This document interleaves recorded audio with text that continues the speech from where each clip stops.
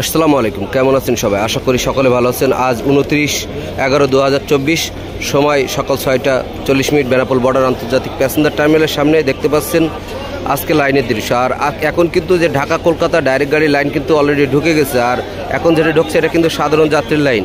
দেখতে পাচ্ছেন আজকে সাধারণ যাত্রী কিন্তু একটু বেশি ছিল, যেহেতু আজকে শুক্রবার।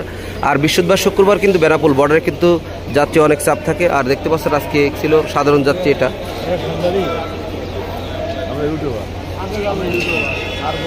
আর এটা কিন্তু ছিল আজকে সাধারণ যাত্রীর লাইন।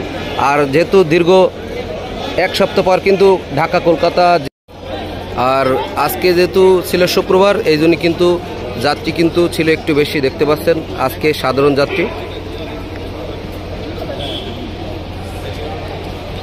আর আপনাদের শেষ পর্যন্ত দেখাবো, সাথেই থাকবেন আজকে কি পরিমাণ যাত্রী ছিল। আর বৃহস্পতিবার শুক্রবার কিন্তু আমরা আগেই বলেছি যে বেনাপোল বর্ডারে কিন্তু যাত্রী অনেক বেশি থাকে।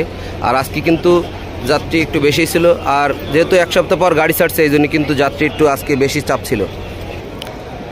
আর দেখতে পাচ্ছেন ঢাকা কলকাতা ডাইরেক্ট গাড়ি কিন্তু অলরেডি চলে যাচ্ছে। আর দেখতে পাচ্ছেন আজকে সাধারণ যাত্রী ছিল কিন্তু এইগুলায়। এটা ছিল আজকে সাধারণ যাত্রী। আর আপনাদের শেষ পর্যন্ত দেখাবো, সাথে থাকবেন। আর ঢাকা কলকাতা ডাইরেক্ট গাড়ি যাত্রী কিন্তু অলরেডি ঢুকে গেছে। আর এটা কিন্তু ছিল আজকে সাধারণ যাত্রী লাইন।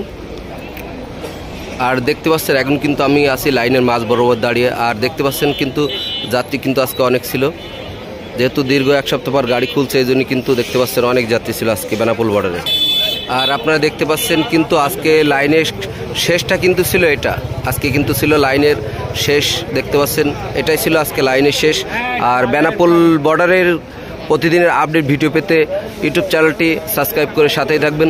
ধন্যবাদ সকলকে, আল্লাহ হাফেজ।